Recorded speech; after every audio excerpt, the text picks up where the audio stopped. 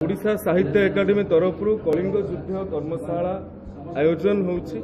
ख्रीष्टपूर्व 260-61 ये समय रे संगठित होइतिबा कलिंग युद्ध रे सत्यासत्य कौन ए संपर्क रे आम समाज रे दुई प्रकार मत आसी था एवं आमे एक गणतांत्रिक राष्ट्र रे बास करुछंती एवं ए गणतांत्रिक राष्ट्र सौंदर्य होउछि वितर्क और विमर्श।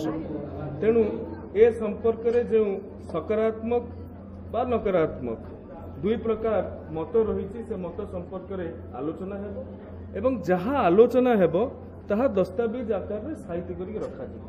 तापरे समाज पाखकु ताहा प्रदान करा जिवो। समाज रे आहुरी अनुशीलन हेबो, आहुरी मनन हेबो, आहुरी गवेषणा करा जिवो, आहुरी अध्ययन करा जिवो। तेबे जाइकी ए संपर्क रे वास्तव चित्र चरित्र सामना को आसो बोली मैं विश्वास करूँ। ये आरंभ हम इठू जो निर्यास बाहर ताहा निर्भर करुछि केते समय लागिबो एवं इतिहास को खुंटी साउंटी सामना को आनिबारे केते समय लागिबो से कथाटा धार्य होई पारि न थाए।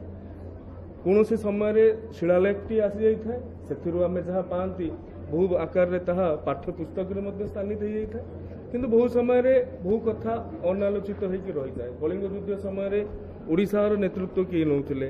कलिंग युद्ध समय रे जो कहउचंती चंडाशोकरु धर्माशोक हेला परे 1.5 लाख ओडिया हाथ रे गोड़ रे बेड़ी पकेकी पाटलिपुत्र को पुणी कौन पाई फेरई नेले ये सब कथा सामाजिक स्तर रे मध्य प्रश्नवाची अच्छी एवं सरकारी पृष्ठपोषकता एवं आपण मानकर साधारण जनतार सहभागितार ये कथा को आमे उन्मोचित करिबा एवं इतिहास रे केतेबेले आवेगर स्थान नाही किंतु इतिहासटी कोनोसी समय रे बंका तेढ़ा मध्य होइथिबार अनेक जगह हमर नजीर अछि।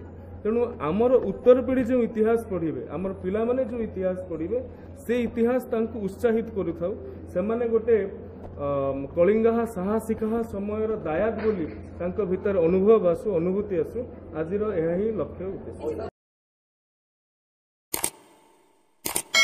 Boarding completed. Nurture. Discover. Fly with pride. TSG Gurukul, the ultimate home for your child.